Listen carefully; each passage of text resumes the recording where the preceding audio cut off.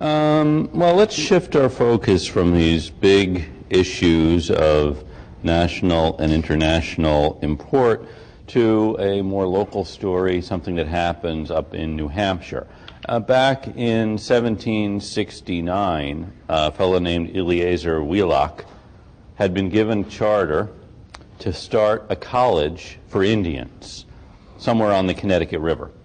The king actually granted the charter, the King George III, and under this charter, Wheelock would have the power to name his own successor, as well as to appoint a board of trustees for the college, and the trustees ultimately would become the governing body of this college.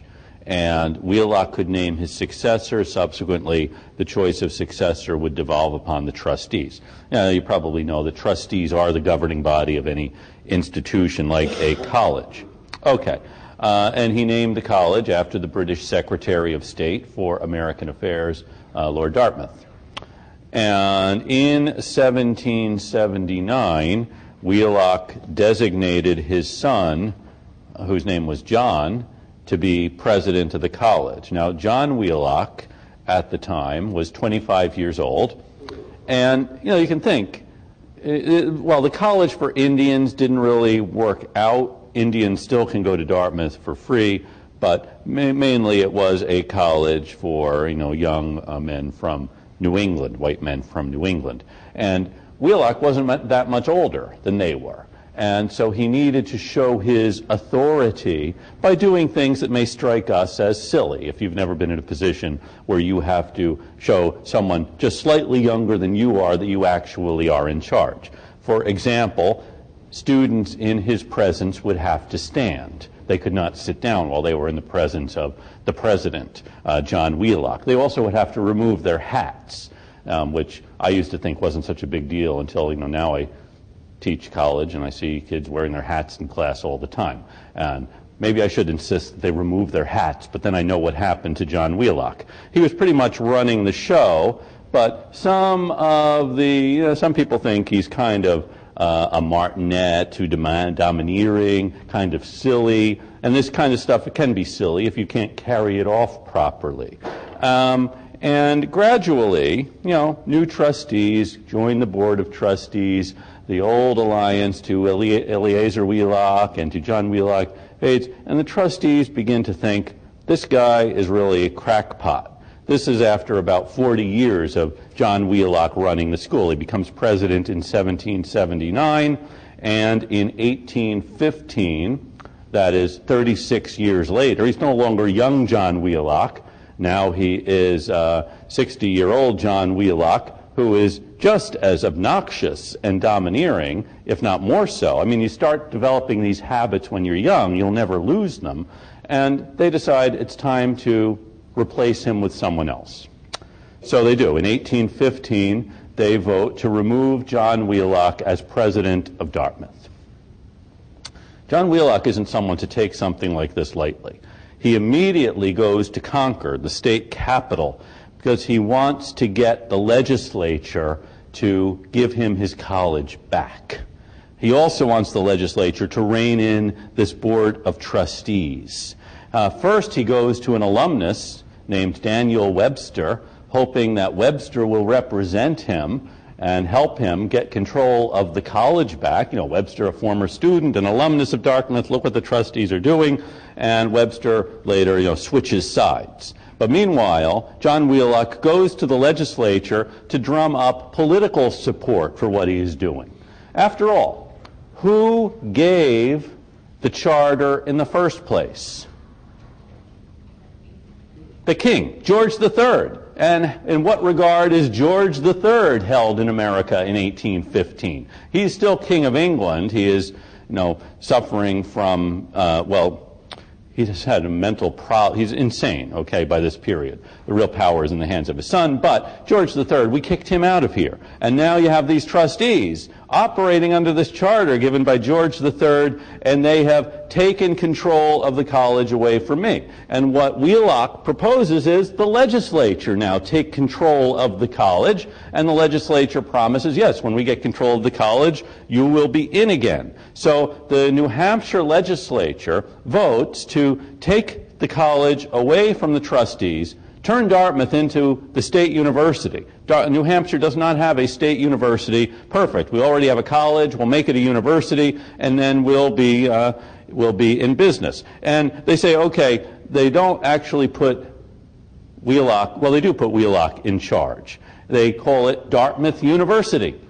And Wheelock is the president, but he actually turns the running of it over to his son-in-law, guy named Woodward, William Woodward, who is given all of the books of the college, not the books like you guys are using, but the financial records and that kind of stuff. Now in the hands of John Wheelock and his son-in-law, Daniel Woodward, with the blessing of the legislature of New Hampshire, and we have taught those trustees a lesson about who really runs things here. You know, who does run things here? Some king, off in England, who gives a charter to a group of guys, or the people. Who does run things here? The king or the people? You're confused. Today's election day, you know, in many places here. So who does run things? The people. Right, good. I knew we'd get this sooner or later. Now, the trustees of the college don't say, oh, whoops, we didn't realize we were doing this under the auspices of that king that we got rid of a long time ago. They actually go back to Daniel Webster for advice, and the trustees then sue William Woodward. Okay? This is kind of a legal action. They don't sue the legislature. They sue William Woodward because he has the books of the college. This is called an action in trover for those of you aiming for law school. It's kind of a reverse of finders keepers, okay? So Woodward has the books, but actually they belong to us. He has to return them. Someone who finds something has to return it is the legal technicality here. It's not you get to keep it if you find it, okay? In 1817, actually, 2 schools open in Hanover, New Hampshire. Dartmouth University opens in the buildings that formerly had been Dartmouth College, what we call the physical plant. And the university has 1 student enrolled in it. And the college, this body that is being run by the trustees, also opens. They rent rooms around Hanover, okay, to hold classes and house students. They can't use the physical plant because Woodward and the state of New Hampshire now control that, but they have this charter to run a college, and they are going to do that. They rent rooms, and they have 95 students renting rooms to go to Dartmouth College. In the summer of 1817, President Monroe makes a tour of New England. He wants to restore the goodwill of the people of New England, and he makes a tour of New England. He stops in Hanover, and he actually receives 2 honorary degrees. Dartmouth University gives him an honorary degree, and Dartmouth College gives him an honorary degree. And in the fall of 1817, as I said, you have 95 students in the college, and now you have 14 in the university. And meanwhile, the trustees of the college are bringing suit against Woodward, and the state superior court rules that they don't have a case. Sure, the legislature can take away the charter. No? What do you call the Declaration of Independence other than a massive taking away of a charter? The state of New Hampshire, the legislature here runs things, not a bunch of guys who hold office because hold this thing that the king gave them. Okay, so the state legislature is in pretty good shape here. State Superior Court says, yes, Dartmouth University is the entity. Dartmouth College should shut down, send those students and their tuition to us, and to the buildings of Dartmouth College. The trustees don't simply say, okay, we should stop now. They actually appeal the case to the Supreme Court.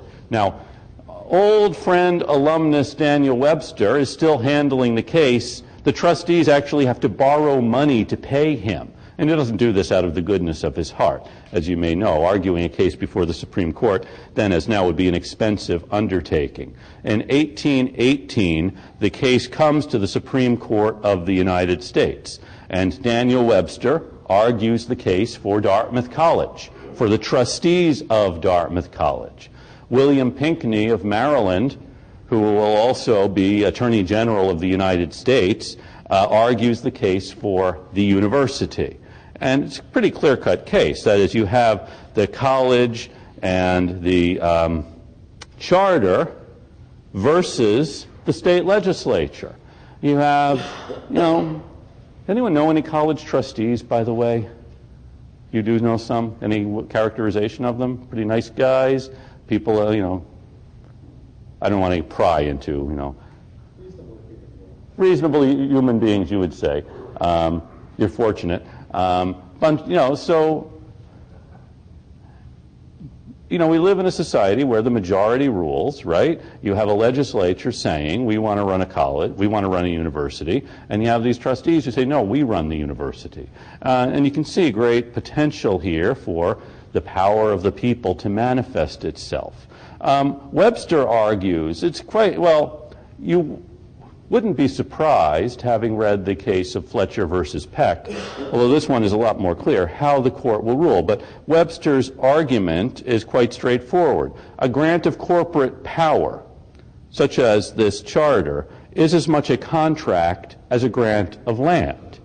As he had read the Fletcher versus Peck decision, in which there were, land sales the legislature had sponsored, and then the legislature tried to take them away. And here you have a charter, which is, as he says, a contract, and the Constitution says a state cannot impair the obligation of contracts. And what has the state done other than impair the obligation of a contract? By taking away a charter. Now, he goes on, actually, and his summation of this case is worth considering. He finishes his argument, legally, no, the legislature cannot take away the charter of the trustees of Dartmouth College because that is impairing the obligation of a contract. This, sir, is my case. It is the case not merely of that humble institution. It is the case of every college in our land. It is more. It is, in some sense, the case of every man who has property of which he may be stripped. For the question is simply this: shall our state legislature be allowed to take that which is not theirs, to turn it from its original use, and apply it to such ends or purposes as they in their discretion may see fit? Sir, he's addressing the Chief Justice, you may destroy this little institution. It is weak. It is in your hands. I know it is one of the lesser lights in the literary horizon of our country. You may put it out. But if you do so, you must carry through your work. You must extinguish, one after another, all those great lights of science which for more than a century have thrown their radiance over the land. It is, sir, as I have said, a small college, and yet there are those that love it. And the story is that as Chief Justice Marshall heard the words, his head dropped and tears ran down his cheeks. This is an interesting argument, that by putting out the light of Dartmouth College, the court would allow every state legislature to take the property of every person within the state to apply it to such tasks as they thought most fit. And the court said they could not do that. That the state cannot impair the obligation of a contract, that the legislature, if it wanted to create a state university, would have to do so without simply taking away a college that already existed. And so Dartmouth College survived. The Dartmouth University went out of business. And this is actually why of the dozen colleges that existed in 1819, Harvard, Princeton, Columbia, Rutgers, all have ultimately become universities. That is, they've added graduate departments, even though they're maintained by the original Board of Trustees that was set up back when the charter had been granted. In the case of this institution in 1636, continues to be governed by a Board of Overseers, as it was in 1636. And yet they've added graduate departments, making it a university.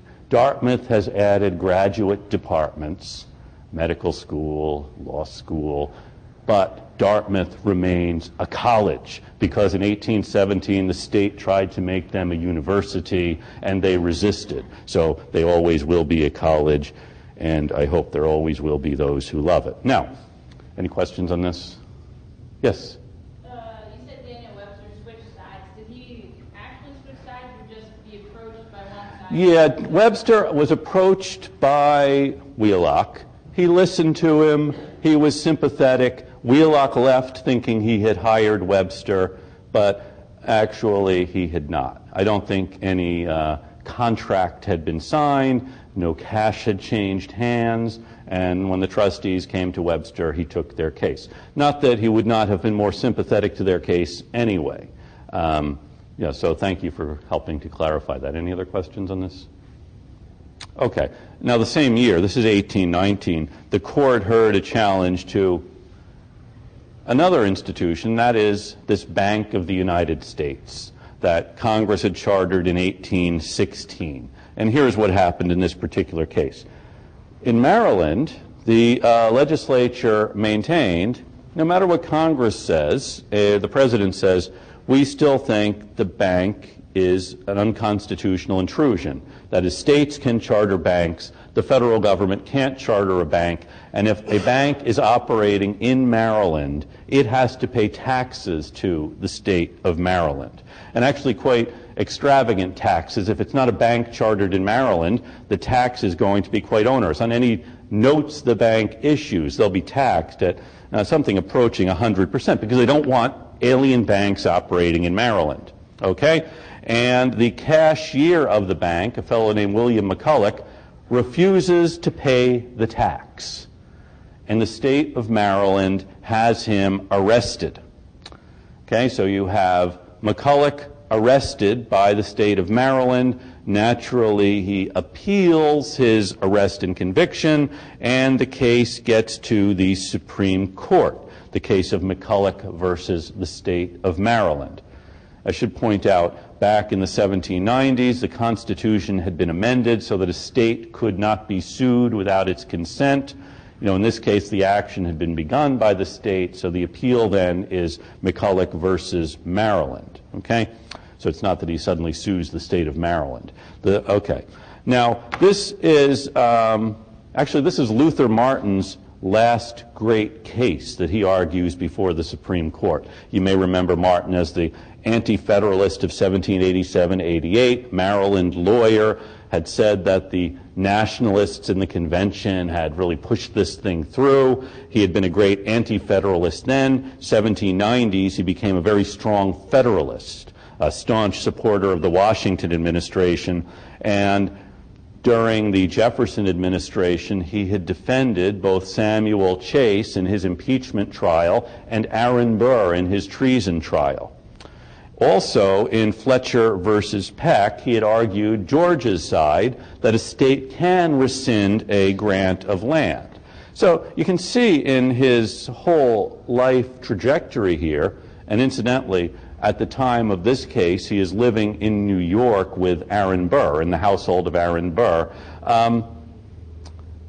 Anti-federalist, strong federalist, defender of state interests again in 1811 in Fletcher versus Peck. Also, a profound and almost pathological hatred of Thomas Jefferson, which Jefferson does seem to stir that in some people, which is a curious thing. But now in 1819, when he's arguing the case of McCullough versus Maryland, he uses the same position Jefferson had argued in 1791, that the Constitution does not grant to Congress the power to charter a bank. Maryland has said we can tax this bank out of existence, and Martin says yes, because Congress does not have the power to charter a bank which will intrude into the sphere of the states. Essentially the same argument Jefferson had made, which many of us, I should remind you, found convincing when Jefferson made it. On the side of the Bank of the United States, we have Daniel Webster, William Pinckney, and William Wirt. And they basically advanced the argument that Hamilton had made in 1791. You know, they don't say, well, according to Secretary of the Treasury Hamilton, instead they simply give the, well, this is what Webster says. Let the end be legitimate, let it be within the scope of the Constitution, and all means which are appropriate, which are plainly adapted to that end, which are not prohibited, but consistent with the letter and spirit of the Constitution, are constitutional.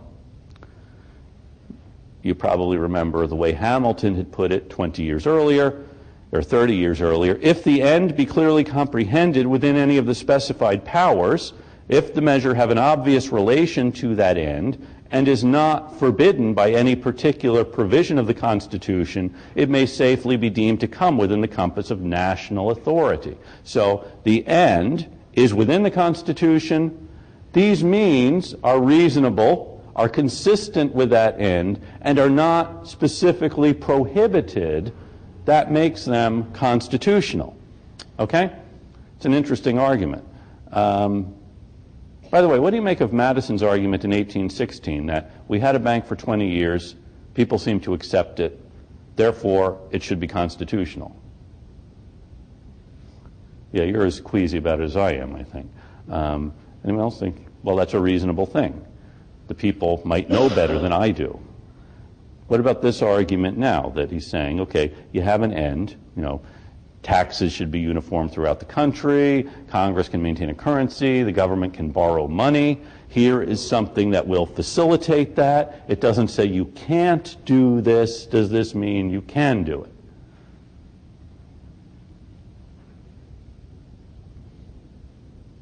Anyone know what the court says? They say yes. The court accepts this reasoning and says yes, the bank is constitutional, and the state cannot tax it out of existence. This is where Chief Justice Marshall, in his opinion, uses that great phrase, the power to tax is the power to destroy. And the state, by taxing the bank, is destroying it. Incidentally, it's still a resonant phrase. If you Ronald Reagan was actually elected president on that phrase. That, and I paid for this microphone. For those of you who really have good memories of this. Okay, so the bank is constitutional, the state cannot tax it. Now, Jefferson, for his part, doesn't say, gee, I guess I was wrong 30 years ago. He's really outraged. Jefferson now is in retirement. He writes to the Chief Justice of Virginia, urging him to write a series of essays for the newspaper explaining why Marshall is wrong. And so Spencer Roane, the Chief Justice of Virginia, does this, attacking Marshall's decision, not only the decision itself, but also this idea Marshall is advancing that the Supreme Court is the arbiter of constitutional decisions, that it's up to the Supreme Court to determine what are the limits of constitutional authority. Roane, in his essays, argues that the state Supreme Courts also have a role in determining what are the limits of constitutional authority, what are the doctrines of the Constitution. And Jefferson, gets Roane, he persuades Roane to write these essays. He also writes to Madison, remembering that back in 1791, Madison had been leading the charge against the bank and says, you should write some things explaining what the Constitution means, and that the Supreme Court isn't the only body that can decide these things. So what do you suppose Madison does?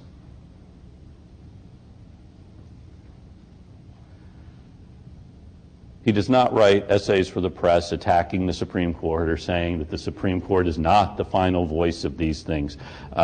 He doesn't get involved in this. Now, some states, despite, there's this newspaper war going on in Virginia with Spencer Rowan attacking the Supreme Court of the United States. Some states do try to continue asserting their authority against the bank. The state of Ohio saying, no, the Supreme Court is not the final arbiter of this, that the states have their powers, and also arguing that actually basing what they do on the Virginia and Kentucky resolutions. It's saying when the Congress does something unconstitutional, intruding on the state's power, the states can interpose their authority against an abusive act of Congress. The state of Ohio has the state treasurer and auditor take the state's deposits, or the $120,000 out of the bank of the United States. They don't go in the middle of the night and do this. They simply have their state deposits in the Bank of the United States removed from the Bank of the United States and put into other banks, chartered in the state of Ohio. They maintain the bank doesn't have any authority to operate in the state of Ohio, therefore we'll get our money out of it. The bank goes to court in Ohio to try to get the treasurer and the auditor to return the money, and they don't. So what happens if these guys defy a court order? Has anyone ever done this, by the way? Court orders you to do something, and you say no because the state of Ohio has more power than you do. They actually are arrested. And they warn what is going to happen if the other states let the treasurer and auditor in Ohio go to jail for defying the Bank of the United States. If our sister states patiently look on and permit scenes of this kind to be acted in broad daylight, we may well despair of the Republic. And the state of Ohio calls for the other states to join it against the federal government, to oppose this intrusive power of the federal government into the economic life of the state of Ohio. So this is in 1819, 1820. What are the other states going to do if they don't want this monster bank intruding into their economic life? They would take their money out of the banks. Well, that's what you might think would happen, but actually they don't. And in fact, the New England states, which 5 years earlier had been on the verge of seceding from the Union, condemn Ohio for opposing the Bank of the United States, which Congress had chartered. And the state of South Carolina, which before the decade is out will be proposing nullifying federal law, also says, you can't do this. The bank is the bank. Congress can charter it. And so what happens is everybody ignores poor Ohio. I don't know what happens to the treasurer and the auditor. And in 1824, their case comes before the Supreme Court, and the Supreme Court, or this case of Ohio against the bank, and the court simply dismisses it. The bank is constitutional, the court says, and that's that. Although, as we'll see in a week or two, it's not really that's that. The bank comes back as an issue in the 1830s. Okay, any questions on this? So we have the court deciding these two big cases, Dartmouth College and McCullough versus Maryland, deciding in the first case the state legislature cannot exercise this power by taking away the charter of the college, and secondly, the state cannot oppose federal law to the extent of taxing the bank or taking state deposits out of the bank or not using the bank. Okay. Any questions on any of this? Okay, good. Now, this whole period, it's mischaracterized, I think. 1819, there is a major financial depression, the Panic of 1819. I think they probably ran around saying, this is the worst economic crisis since, 1780s. See, that was not a very good joke, I suppose. Anyway, it's also have the first sectional crisis, the real sectional crisis over the issue of slavery, the extension of slavery. There's open talk of a civil war, which we'll talk about in a bit. And the period, financial crisis, threat of civil war, historians call it the era of good feelings. For reasons that are a little bit perplexing to me. One reason it's called the era of good feelings is because there really is only one political party in operation. The Federalists had pretty much killed themselves with the whole blue light Federalist, New England secession thing. And in 1820, President Monroe runs for re-election unopposed. The only president other than George Washington not to be opposed for election or re-election. One presidential elector votes for John Quincy Adams so that, according to the story, only Washington could be elected unanimously. But here is James Monroe. Actually, there's a Boston connection with this.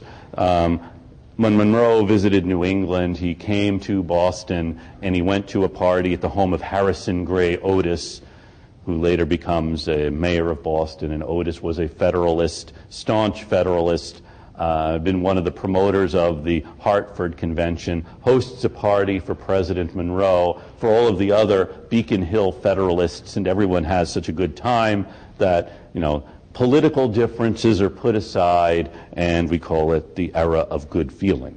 Okay. Now, there are a couple of big issues happening here.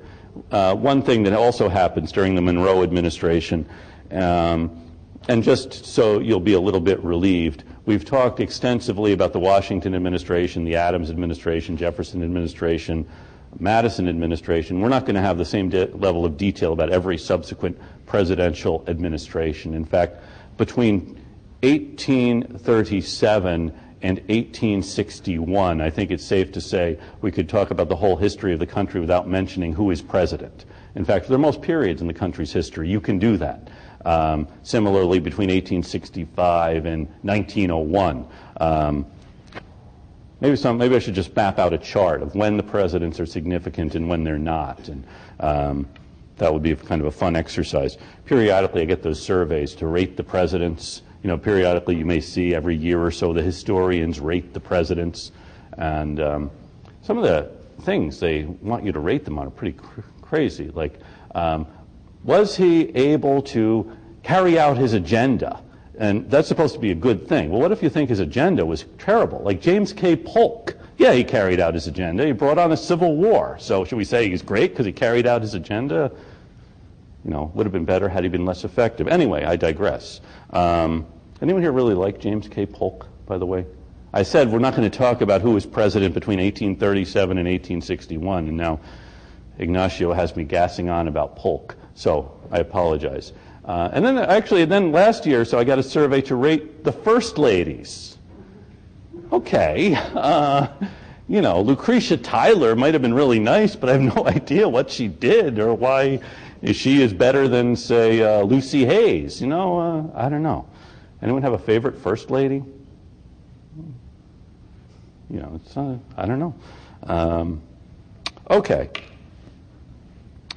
Now, this is a period, too, of national expansion. First, national unity. After the War of 1812, great unity in the nation.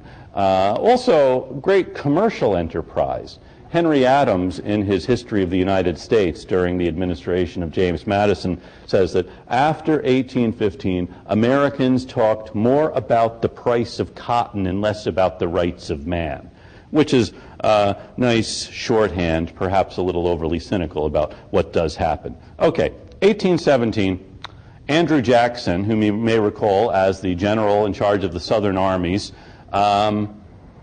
who defeated the British at New Orleans, goes across the border, the southern border, into Florida, which is Spanish territory, and seizes Pensacola. Port city, tied in with the Creek Indian trade, and Jackson has reason to believe that the Spanish are supplying these Indians, the Creeks with whom the United States had been at war, and so he goes and seizes Pensacola. Good thing? You're saying no, you don't think this is a good thing. I'm not going to call you on the carpet to ask why you think it's a bad thing to go into territory belonging to someone else with whom you're at peace and take it. Excuse me? Yeah, without authority. The president doesn't say, hey, go take Pensacola. It's news to President Monroe when he hears Jackson's taken Pensacola. And the cabinet wonders what they should do about this. Spain now is threatening war. There are other issues involving ships taken during the War of 1812. And the whole cabinet wants the president to condemn Jackson. Everyone except John Quincy Adams, the Secretary of State. And Adams's reasoning is this: Spain can't hold on to Florida. We're going to get it eventually. Okay? So what Jackson did, wasn't so bad. Look, at this point, Spain's other New World colonies are in revolt against Spain. Spain is kind of tied up trying to hold on to these colonies. So there's really not much they can do about it. So instead of condemning Jackson, saying, we're sorry, keep Pensacola, Adams negotiates a treaty with Spain by which Spain does give Florida, or sells Florida to the United States. All of Florida, that is, from including southern Mississippi and Alabama, and then that vast territory that we think of as Florida. But remember, when the United States bought Florida, the piece they were interested in was the area roughly from Pensacola to Tallahassee. That's the important part, plus Mobile, Biloxi, these other port cities. The rest, not really. They didn't know what they could do with it at this particular point. And at the same time, Adams is negotiating with the British, trying to get control of Oregon on the Pacific coast, and does. So for the first time, the United States has an outpost on the Pacific coast. There had been American traders off in the Pacific Northwest, but this is disputed territory with Britain, Spain, Russia, the United States all claiming this territory, and Britain and the United States make a treaty saying, okay, the United States will have what is now Oregon and Washington. The northern limit of Oregon will still be in dispute. Actually, it's James K. Polk who was elected president on the slogan 54-40 or fight. Roughly the northern border of British Columbia is what Polk wanted, or we're going to teach the British yet another lesson, just like we did in 1815 and in 1783. You look surprised at this, Tim. No? Okay, so the United States comes to have a continent or continental interest. Also, in Monroe's administration, for the first time, actually David Porter had gone into the Pacific during the War of 1812, but the United States will maintain a naval presence in the Pacific beginning in Monroe's administration.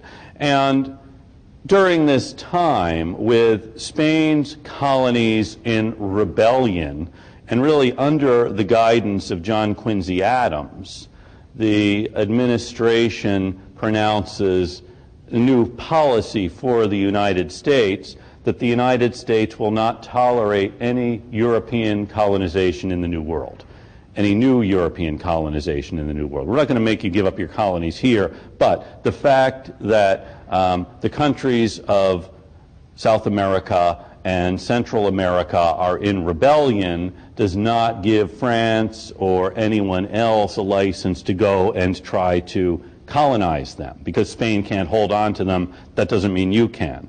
No more European colonization of the New World. Later on, about 50 years later or more, this idea will come to be called the Monroe Doctrine. Monroe never says, here is my doctrine. He simply announces this in one of his annual messages, and it becomes American policy. Since then, actually it's more of a 20th century phenomenon that each president has wanted to have his own doctrine. And I don't think anyone has been as substantial as the Monroe Doctrine.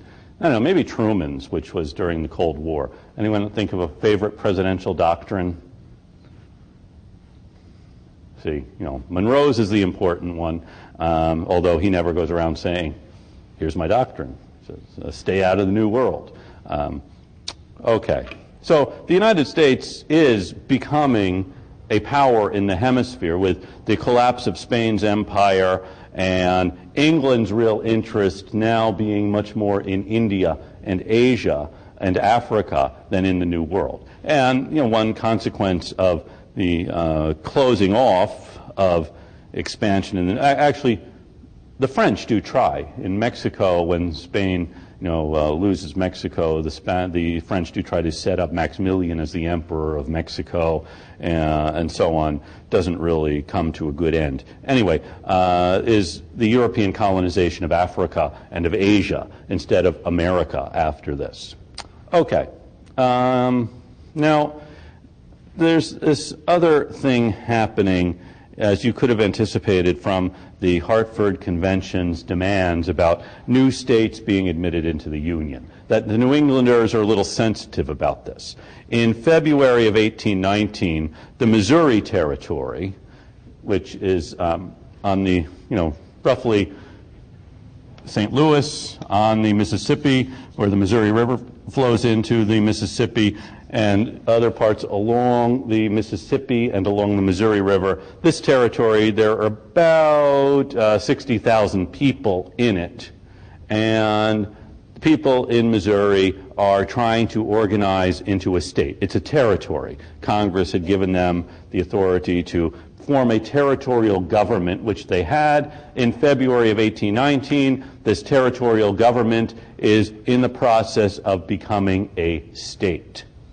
And James Talmadge, who is a congressman from New York, about whom we know next to nothing, proposes an amendment to the Missouri Enabling Act that says neither slavery nor involuntary servitude will exist in Missouri. And anyone in Missouri who is currently held in slavery will be free in 25 years. Now, no one really knows what prompts Talmadge's amendment. We do know that in 1810, there had been about 10,000 slaves in Missouri. By 1820, there were about 20,000, constituting, you can do the math, about a third of the population, as there are about 60,000 folks in Missouri, 20,000 of them are slaves. And no one's really sure what Talmadge is aiming at, other than what every congressman aims at, which is re-election. But we do know that Talmadge is a former Federalist, that the Federalists were anxious about expansion into the West, and so wanted to restrict settlement of the West as a way of preventing the power of the North from moving to the West. And also, there is this idea that if slavery is allowed into the new territories or into new states, that will discourage white folks, white farmers, from moving out to Missouri. That is, why would a white farmer from New York go out to Missouri where he will be in competition with slave labor? This is one of the big issues at this time, a very complicated issue here. It's not that Talmadge got up and gave an impassioned speech about the horrors of slavery. He perhaps was concerned about his constituents being able to go to Missouri and compete with slave labor. And what will happen if slavery is allowed into all of this territory? It's essentially going to shut it off for the New Yorkers. Now, very interesting set of debates come up as a result of Talmadge's proposal in Congress. Charles Pinckney of South Carolina, who had been at the Constitutional Convention back in 1787, gets up and he challenges this whole thing. Actually, two members of Congress had been at the Constitutional Convention. One is the senator from New York, Rufus King.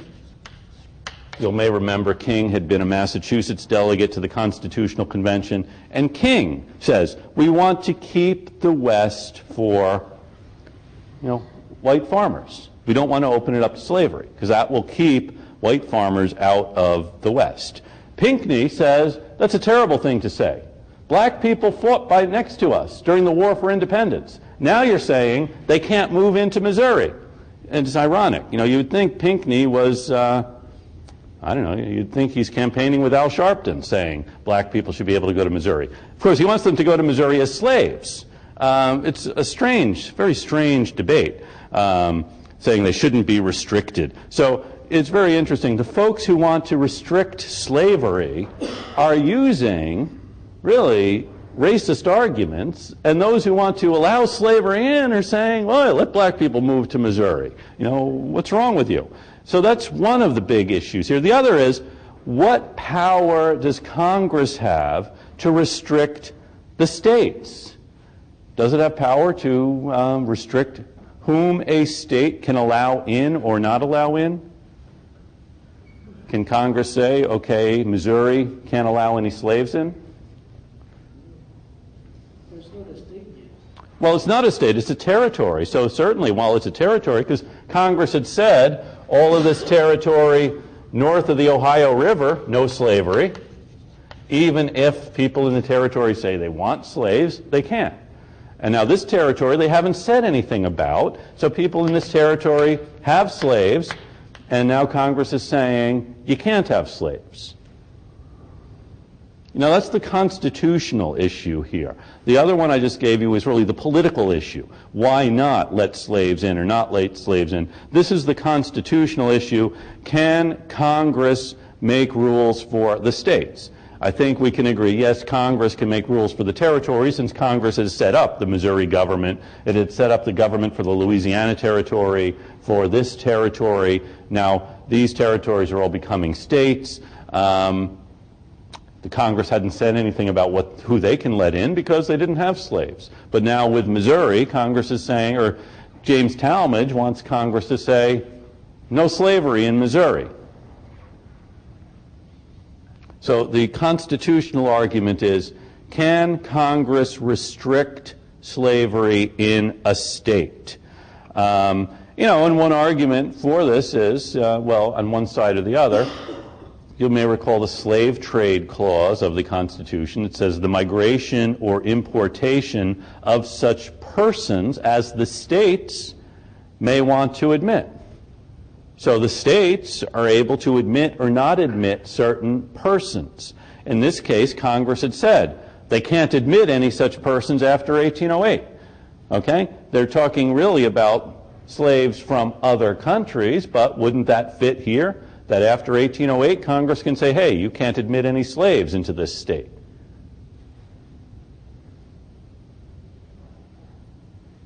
Right? No, that's really the constitutional issue here. Congress's power over the territories and Congress's power over the states. Very contentious issue here. In many ways, it's what we today would call a beltway issue. It doesn't really excite people in the rest of the country the way it excites people in Washington. This is the big issue of 1819, the whole question of Missouri and restrictions on Missouri. And it's really an alarming thing. Thomas Jefferson is terrified by this. He writes to a congressman from Massachusetts, actually, saying that this awakened me like a fire bell in the night and left me trembling in fear for my country. That's one of those great Jeffersonian phrases. And we know what's going to come next. 30 years down the road, 40 years down the road, there's going to be a civil war, and Jefferson sees it coming. But then listen to what else he says. The Missouri question is a mere party trick. The leaders of federalism, defeated in their schemes of obtaining power by rallying partisans to the principles of monarchism, boy, he really thinks these federalists are bad news. They wanted a monarchy, and they lost. Okay, so now what are they doing? They have changed their tack and thrown out another burr to the whale.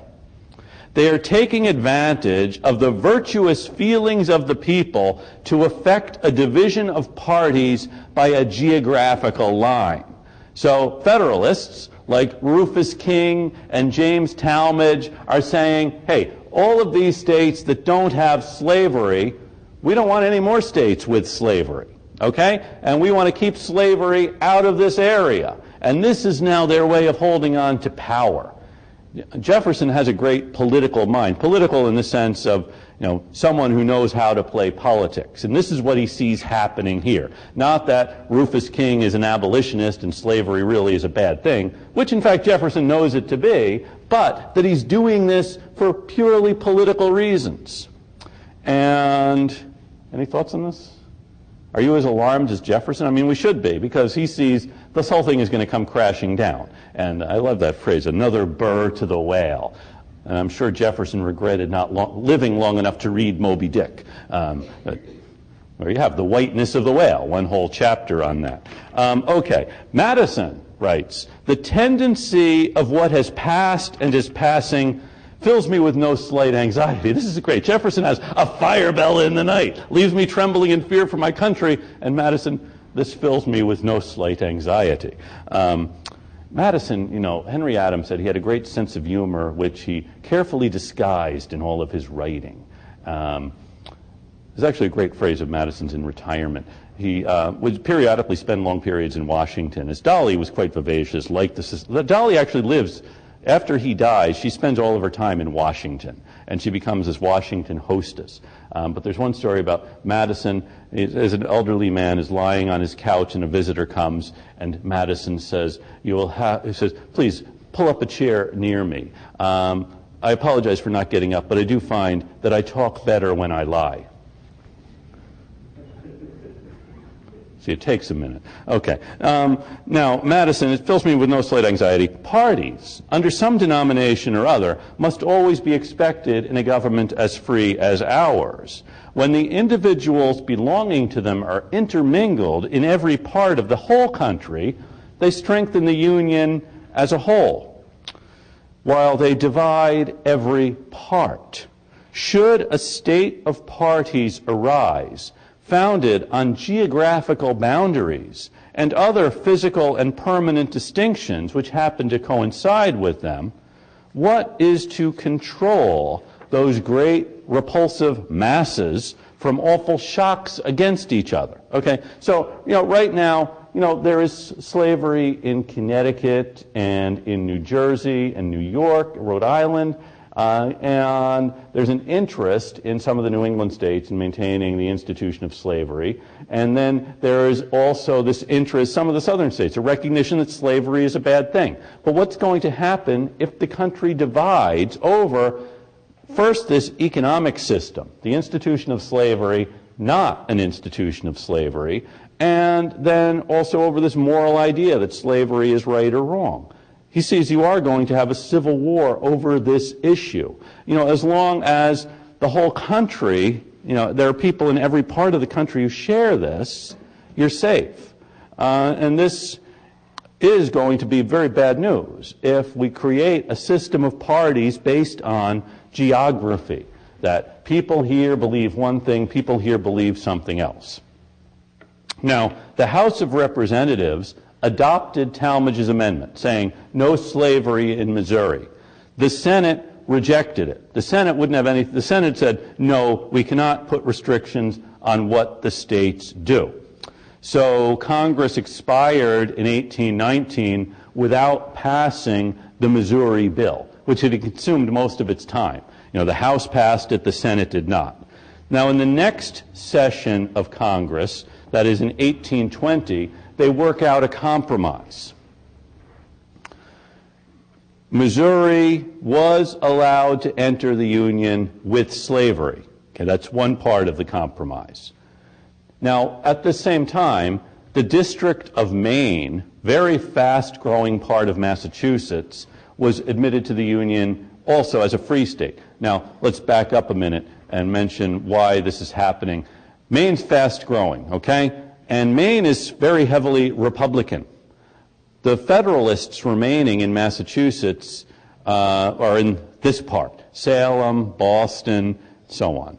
They see, okay, we might have a better chance of winning statewide elections if we can get rid of all those Republicans in Maine. Let them be their own state, and then maybe, we'll be able to, be elected here. Kind of an interesting idea. This is about 10 years after we created the notion of gerrymandering in Massachusetts. And here, just, send off that whole group of Republicans, and we'll be pretty much set. So Maine enters the Union as a free state. But the really important part of the Missouri Compromise is this. It has nothing to do with Maine, Missouri, free state, slave state, balance in the Senate. Slavery is allowed in Missouri, but there will be no slavery north of the 3630 line. which was the southern boundary of Missouri.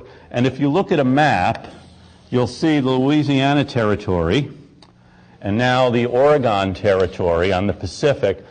Most of the remaining federal territory is north of the 3630 line. Essentially, there will be slavery in Arkansas, which is also being organized as a territory.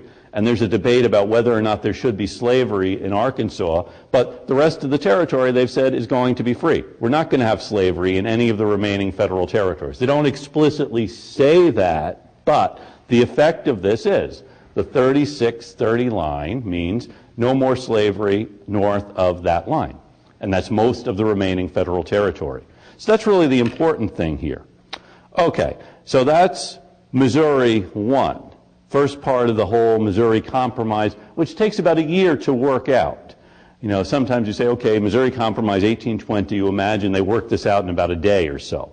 No, it takes over a year, a very intense argument, debate, fire bells in the night, you know, no slight anxiety, and other things. You know, prospect of civil war. Missouri, too, happens in this way. Okay, Missouri now can enter the Union, which means the people of Missouri have to draw up a state constitution. And they do. And part of their constitution says, or they give the legislature of Missouri the power to prohibit free black people from entering Missouri. Can a state prohibit people from entering the state? What do you think?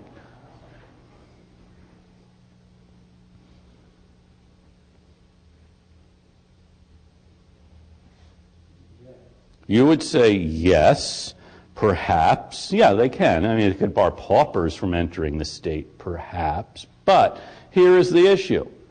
There are free blacks who are citizens of Massachusetts, for example, or Vermont. Can they be prohibited from entering Missouri?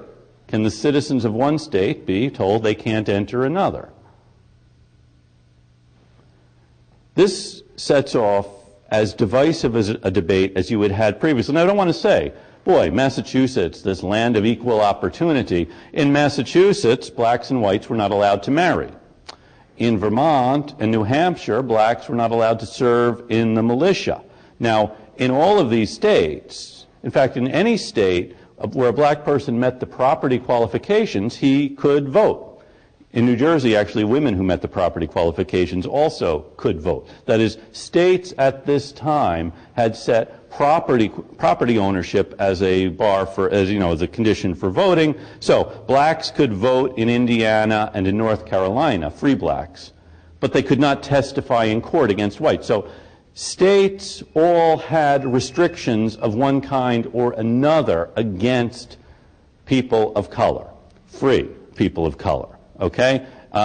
New Jersey at this time was considering a gradual emancipation bill, but it would consider skin color as evidence of servitude. That is, okay, after such and such a date, usually when a state passed a gradual emancipation bill, it would say people born after July 4th of a certain date will be free when they turn 21, okay, usually. Now, in New Jersey, they said, okay, people who have become free will have to be able to prove that they are free. Otherwise, we'll assume because they're black that they're slaves, or of color they're slaves. Now, Illinois was a free state, a recently admitted free state. I think it was admitted in 1818, had a very strict black code. That is, restriction on where blacks could live. Interesting story about Illinois. Edward Coles, who had been James Madison's private secretary, actually took his slaves to Illinois and set them up in a township where they would be free. Now, Illinois had a very tough black code restricting what black people could do. So the free states, or states where slavery did not exist, did not say, okay, everybody is equal, everybody is entitled to the same rights. They had very strict, tough restrictions on what black people could do. But the question becomes, can another state bar free citizens of a state from entering? And this provokes a huge crisis here over whether Missouri can do this, whether Missouri should be admitted now into the Union. Yeah, they've come up with this Constitution, but the Constitution says they can prohibit people of one state from entering. It becomes so divisive. I will close with this. You know, Monroe was reelected in the midst of this second Missouri debate. While the Congress is counting the ballots in an uncontested election, you know, kind of monotonous. Every elector but one is voted for James Monroe. A big fight breaks out when they get to Missouri, because Missouri's Constitution says there won't be slavery, or there will be slavery, plus free blacks can't enter Missouri. Okay? The members of the House of Representatives say, we haven't accepted Missouri into the Union yet. We don't like this Constitution. It's objectionable to us that the state of Missouri is prohibiting the free citizens of states from entering. Members of the Senate say, we already decided Missouri could write a Constitution. Once they write the Constitution, we have nothing to say about it. That is, the people of Missouri can form whatever Constitution they want. And the members of the House of Representatives say, oh yeah, who says that? And they say, well, we say that. You know, members of Congress often don't have the surpassing eloquence, perhaps, that we would like. While the Vice President is counting their votes, the senators who want Missouri's counted, the House of Representatives say, you can't count Missouri's votes. We haven't agreed that they're a state yet. The senators say, yes, they're a state. You have to count the votes. I mean, poor Vice President sitting there trying to count. And these guys are yelling at him. And the senators who want Missouri's votes counted get really mad and storm out. They're not going to be party to this. Of course, storming out doesn't really help getting the votes to be counted. They storm out. So this, you know, tough thing. Uncontested election. Incidentally, kind of a boring election, too. Only about 17 people vote in Richmond. And in Philadelphia, something like 5,000 people turn out to vote. There's a hot race for governor. Only about 2,000 vote in the presidential election. No contest. Who votes in an uncontested election? Anyway, so what happens is Congress works out a second compromise. They say, we'll agree that Missouri is admitted to the Union if the legislature says we won't bar free blacks from entering, even though the Constitution says we can't. The Missouri legislature says, well, that's good for you to say, but we'll do whatever we want. Congress can't tell us what kind of laws to pass, and it's unnecessary for us to proclaim we're not going to pass any law or are going to pass any law. So Congress can't restrict what a state does in this matter or anything else. Big issue that hasn't been resolved. What are the powers of Congress here? And in July 1821, President Monroe simply says, okay, Missouri's admitted to the Union. And that's it for tonight.